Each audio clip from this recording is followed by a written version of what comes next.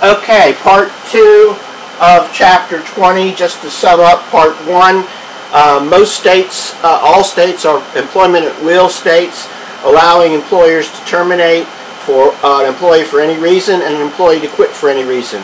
The two exceptions are where there's a contract or where there is a statute or law that protects the individual. Mostly we're talking about civil rights statutes that prevent discrimination. If you are wrongfully discharged, you may have a cause of action for damages against the employer, and you may also be able to argue some tort theory like defamation. Okay, now let's switch gears and go to another area that employers need to be aware of: wages, hours, and layoffs. Okay, so beginning in the 1930s, after the Great Depression, or during the Great Depression, excuse me, the federal government passed a lot of laws protecting workers. The Davis-Bacon Act requires that contractors and subcontractors working on the federal government construction project pay prevailing wages. The Walsh-Healey Act applies to U.S. government contracts and requires that a minimum wage and overtime at 1.5 times the regular pay rate be paid to employees of manufacturers or suppliers entering into contracts with agencies with the federal government. Now, the big one for most of us is the Fair Labor Standards Act. That's the one that's going to apply to most workers. And that extended hour wage requirements to cover all employers engaged in interstate commerce or in producing goods for interstate commerce. It's the most comprehensive law regarding regarding wages and hours. It prevents child labor as well, or at least oppressive child labor. There are some exceptions within the law. So children under 14 years of age can only do certain types of work.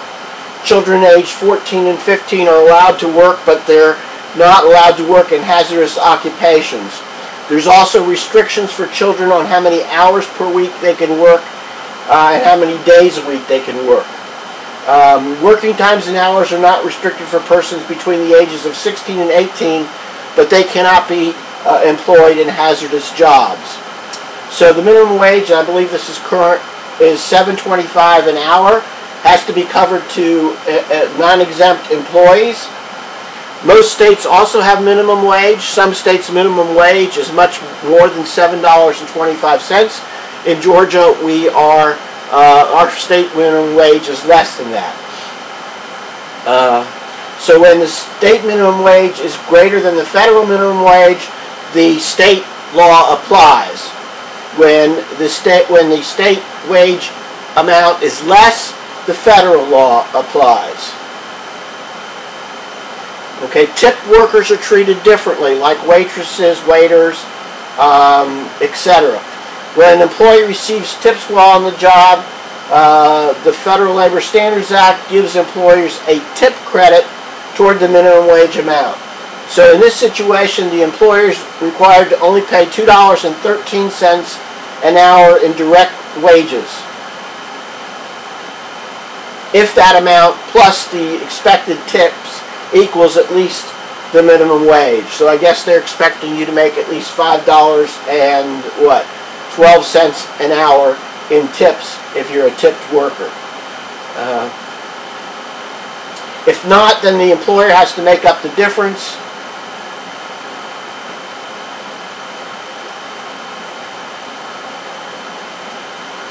If the employer pays at least the federal minimum wage, the Fair Labor Standards Act allows them to take the employee's tips and make other arrangements for their distribution. So that might be in situations where the tips are shared amongst other employees, etc., but the employer pays at least the minimum wage. Overtime provisions, again, the law requires 1.5 times for all work done over 40 hours.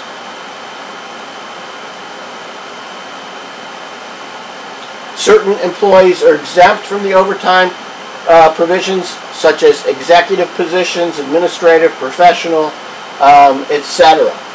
So it's common for some employers to try and designate people into these categories so that they can pay them a salary, but then expect them to work more than 40 hours without paying overtime.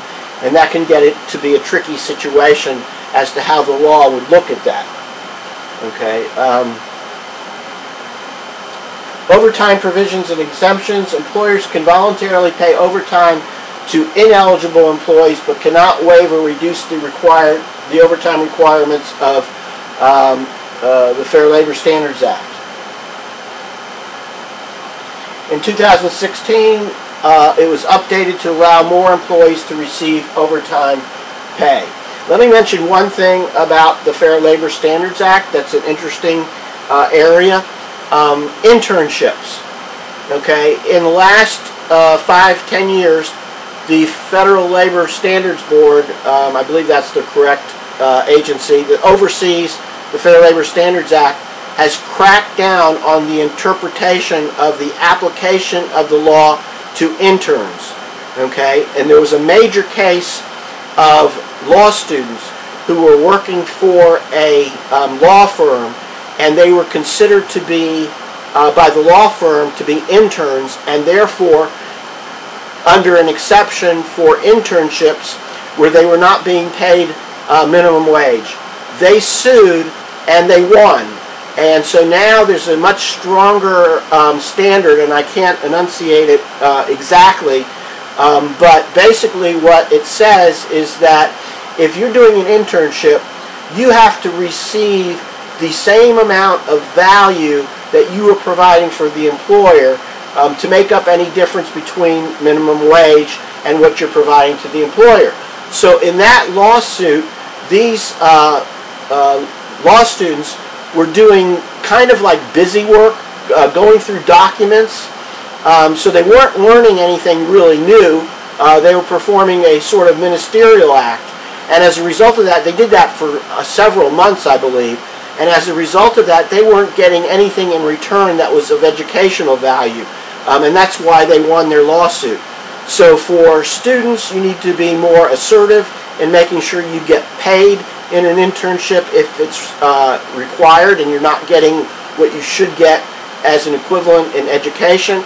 And for employers, you have to be very careful because you could get sued and have to pay a lot of back wages if you're abusing that process. Okay, so layoffs is another area of law. The Worker Adjustment and Retaining Notification Act, WARN, applies to employers with more than 100 full-time employees. And basically what it says is that if you're shutting down a plant, you have to give 60 days notice to the people who work for you. This is so that they can look for alternative work. There was a period of time before WARN was instituted where factories would shut down and employees wouldn't know it. They'd show up at the gate and there'd be a sign, closed forever. This way they get some notice and can make preparations. Okay. So it gives them that advance notice, and employers can be fined up to $500 for each day of the violation. Okay, so that completes Part 2. The magic word for Chapter 20 is discharge.